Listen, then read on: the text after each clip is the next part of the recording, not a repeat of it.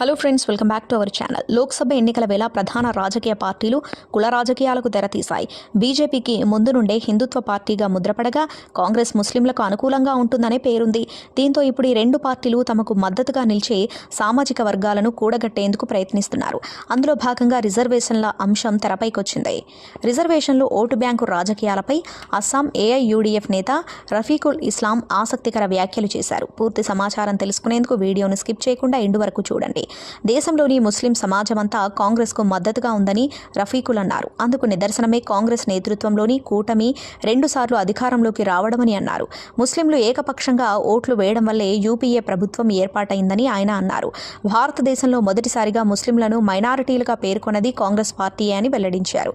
గతంలో ముస్లింలు అని సంబోధించేవారని, కానీ కాంగ్రెస్ మైనారిటీ అనే పదాన్ని వారి కోసమే తీసుకొచ్చిందని అన్నారు.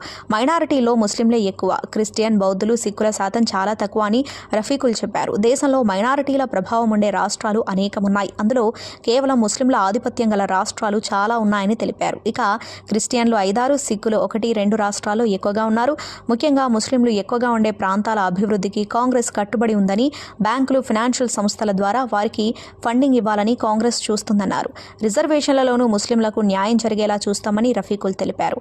ఇది ఫ్రెండ్స్ ఇవాల్టి వీడియో. రఫీకుల్ ఇస్లాం వ్యాఖ్యలపై మీ అభిప్రాయాన్ని కామెంట్ బాక్స్లో కామెంట్ చేయండి. అలాగే ఈ సమాచారం మీకు ఉపయోగపడినట్లయితే వీడియోని లైక్ చేసి మీ ఫ్రెండ్స్ అండ్ ఫ్యామిలీకి షేర్ చేయండి. ఇలాంటి మరిన్ని లేటెస్ట్ అప్డేట్స్ కోసం ఛానల్ని సబ్స్క్రైబ్ చేసుకుని పక్కన ఉన్న బెల్ ఐకాన్ని క్లిక్ చేయండి. ఇలా చేయడం ద్వారా మేము పెట్టే కొత్త వీడియోలను మీరు నోటిఫికేషన్స్ రూపంలో చూడవచ్చు. Thank you for watching.